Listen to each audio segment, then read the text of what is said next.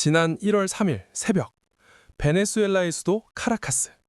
칠흑 같은 어둠을 뚫고 미 육군 최정예 부대 델타포스가 마두로 대통령의 은신처를 덮쳤습니다. 스텔스기 F-22를 포함해 무려 150대의 군용기가 동원된 그야말로 블록버스터 영화 같은 작전이었습니다. 단 한 명의 미군 사상자도 없이 한 나라의 현직 대통령이 수갑을 차고 뉴욕 법정으로 끌려갔죠. 그런데 이 역사적인 사건 뒤에 기막힌 미스터리가 하나 있습니다.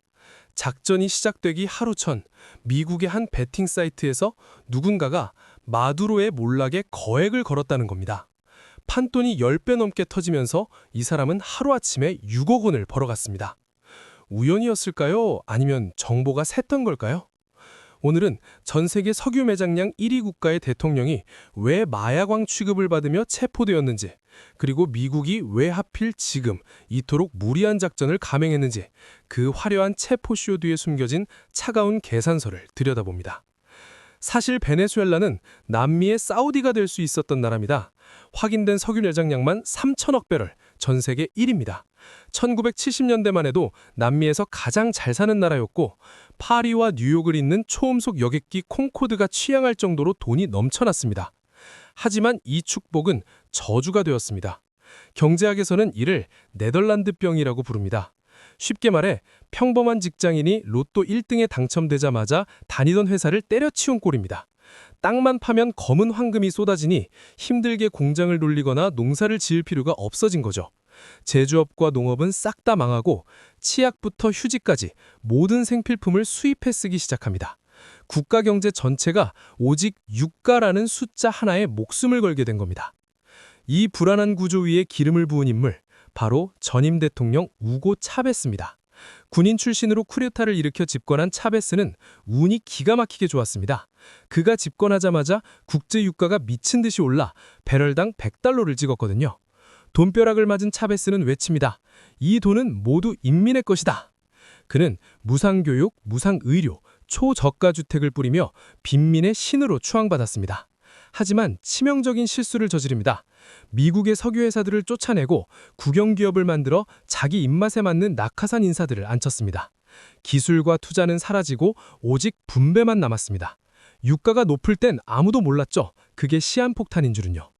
2013년 차베스가 암으로 사망하고 그 자리를 물려받은 게 바로 버스기사 출신 니콜라스 마두로입니다. 마두로가 운전대를 잡자마자 거짓말처럼 유가가 폭락합니다. 파티는 끝났고 차베스가 남긴 거대한 청구서가 날아왔습니다. 하지만 마두로는 경제운전이 서툴렀습니다. 돈이 없으면 씀씀이를 줄여야 하는데 그는 정권을 유지하기 위해 경제학 교과서를 찢어버렸습니다. 물가가 비싸? 상인들이 나빠서 그래. 강제로 가격 내려! 라며 시장을 통제했고, 돈이 부족하면 윤전기 돌려! 라며 화폐를 무한대로 찍어냈습니다. 결국 인류 역사에 남을 하이퍼 인플레이션이 터집니다. 물가 상승률 연 100만%, 휴지보다 싼 돈으로 종이학을 접는 기막힌 풍경이 벌어졌습니다. 차베스가 샴페인을 터뜨린 자리에 마두로는 빈병을 깨뜨리며 나라를 지옥으로 만든 겁니다. 그렇다면 미국은 왜 하필 지금 문사작전까지 감행하며 마두로를 체포했을까요? 표면적인 이유는 마약이지만 진짜 이유는 지도 속에 있습니다. 지도 한번 볼까요? 베네수엘라는 남미의 맨 위쪽 카리브해를 끼고 있습니다. 미국 플로리다에서 비행기로 불과 3시간 거리입니다. 서울에서 홍콩 가는 것보다 가깝죠. 미국 입장에선 턱 밑에 있는 앞마당이나 다름없습니다. 이런 지정학적 위치 때문에 미국은 예민할 수밖에 없습니다. 여기서 등장하는 개념이 바로 몬로 독트린. 이름은 어렵지만 뜻은 아주 심플합니다. 아메리카 대륙은 우리 구역이니 딴 놈들은 얼씬도 하지 마라. 1823년 제임스 몬로 대통령이 선언한 이래 미국 외교의 절대 원칙이 됐죠. 그런데 차베스 때부터 시작된 반미노선이 마두로에 와서는 선을 넘었습니다. 중국, 러시아, 이란 같은 미국의 억들을 안방으로 끌어들인 겁니다. 미국 바로 코앞에 적들이 미사일 기지를 세울 수도 있는 상황이 된 거죠. 결국 이번 체포작전은 단순한 마약범 검거가 아닙니다.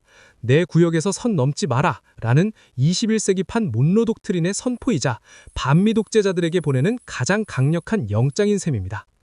자, 그럼 아까 말씀드린 6억 원 베팅의 주인공은 도대체 누구였을까요? 후속 보도에 따르면 그는 미래를 보는 예언가가 아니었습니다. 그는 워싱턴 정가의 움직임과 미군 군수물자의 이동 경로를 분석하던 지정학적 투자자였다고 합니다.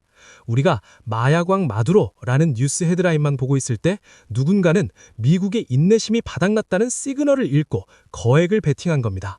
국제사회에서 정부의 비대칭이 얼마나 무서운지 보여주는 대목이죠. 이번 사건은 우리에게 명확한 메시지를 던집니다. 첫째, 베네수엘라처럼 석유라는 한 가지 칩에 국가의 운명을 올인하지 말 것. 잭팟이 터질 땐 행복했지만 룰이 바뀌자 국가는 파산했습니다.